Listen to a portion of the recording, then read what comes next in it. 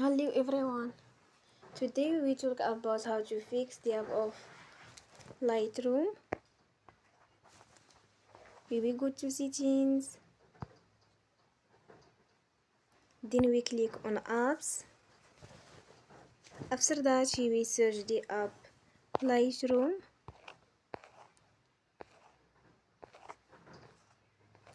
And then we click. Then we will on for stop. After that we will go to storage. Then we click on clear cache.